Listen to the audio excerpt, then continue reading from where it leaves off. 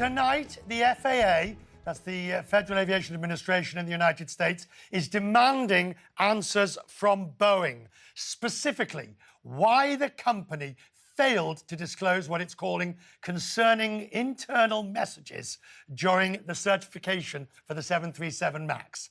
The FAA says it needs an immediate explanation about what was in the messages and why they were withheld. The news had an immediate effect on Boeing's share price. It's down nearly 6%. And by the way, because of the way Boeing is the largest component in the Dow, that is roughly 100 to 105 points off the Dow. And when the announcement came out at lunchtime, if you looked at the Dow, that's why the Dow fell very sharply. And it is unlikely that Boeing will recover much of that loss. So therefore, it is unlikely that the Dow will come back much off its current low levels. The report comes as Boeing's chief executive, Dennis Muilenburg, is preparing to testify before Congress next week. Muilenburg's already been ousted as chairman. He remains as CEO. Peter Goelz joins me from Washington, the former managing director of the NTSB. Peter, I was reading the New York Times has the supposed content of these messages. These are pilots basically saying that the MCAS system was egregious, that they found it difficult to control the plane. This should have been given to the FAA sooner. It should have been given to them immediately. I mean, it should have been discussed at the moment that they were making that determination. I mean, I think this is really quite damning, and the CEO is now getting ready to testify before Congress, perhaps on both Wednesday before the Senate and Thursday on the House. I mean, that's kind of like singing for your supper, Richard. This guy's job is on the line.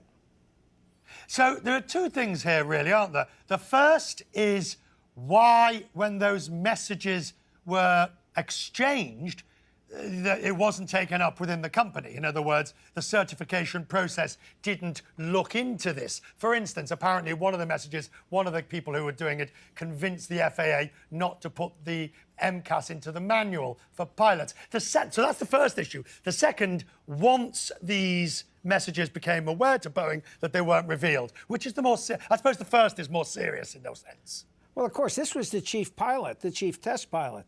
And if he found the MCAS system to be dangerous or to be too strong, I mean, that should have been flagged for the engineers to address. That he then went on to advocate, well, there's no reason to bring this up in a new manual. It really wasn't significant. I think that deserves very heavy examination. And secondarily, they then bury the emails. Until a lawyer somewhere said, listen, guys, this is too important. You've got to turn it over. At what point is somebody going to lose their job at Boeing?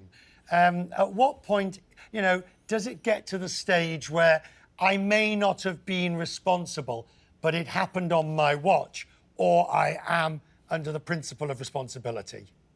Those are two great questions. There seems as though nobody so far that, Mr. Muilenburg lost his chairmanship. The question is, how is he going to respond Wednesday and Thursday? And if it's not a really artful performance and an honest performance, I'm not sure that he won't be on the chopping block. Peter, this is a tough one for both of us. I mean, you obviously is in the industry. I cover the industry. Boeing has did have an exemplary safety record. It spares no efforts on safety. It begs the question: how did they lose their way with the MCAS that makes all their protestations of safety now, that they will only put that plane back in the air when it is safe, ring hollow? Well, that's going to be the story that business schools and others are going to be looking at for the next generation.